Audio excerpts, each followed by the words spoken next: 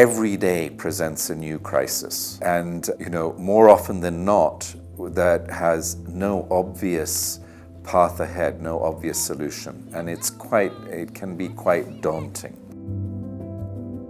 There has been 10 years of conflict, of crisis. But it's not only that. There's a cascade of crises, one upon the other. The level of food insecurity that currently exists in Syria has not been seen in the last 10 years.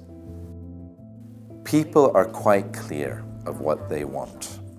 They want to restart their lives.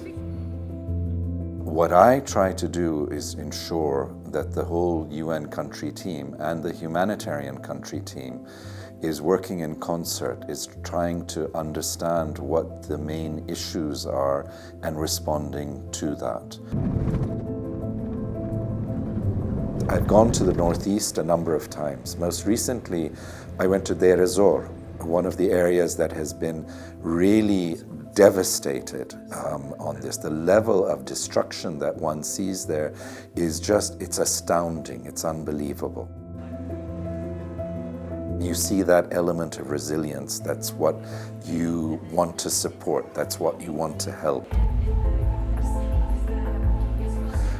In a camp like Al-Hol, you have, which is the largest camp in Syria, you have close to 70,000 people, vast majority, 90% of whom are women and children. I'm often asked what are the downsides of this job. And every day presents a new crisis.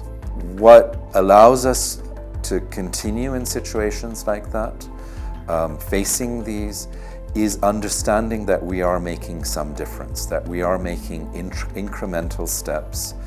And you see that when you are closer to people that are affected.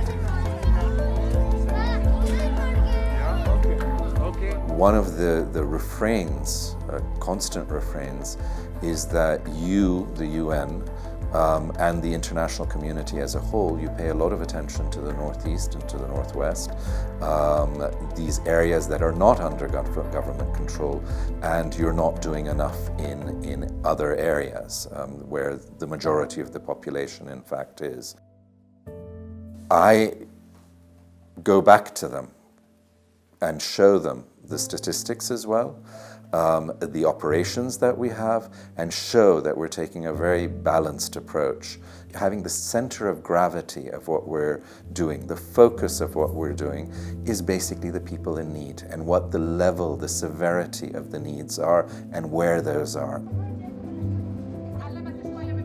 Listening. You have to really listen to the people that are affected. You have to understand what their priorities are, and let that guide you a bit, because also that's the material that you need for advocacy when you go back to donors and discuss with them what the needs are, how to address them, how they can make the biggest impact in this.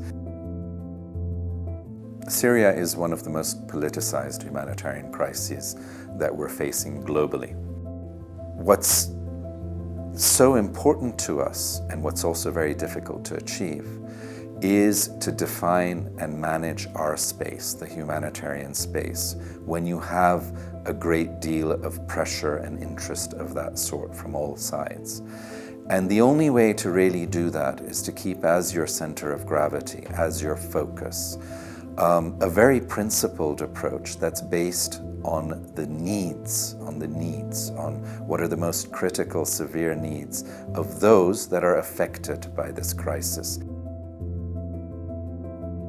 What's so important in a humanitarian country team is the reinforcement, the partnership between everyone that's involved in it.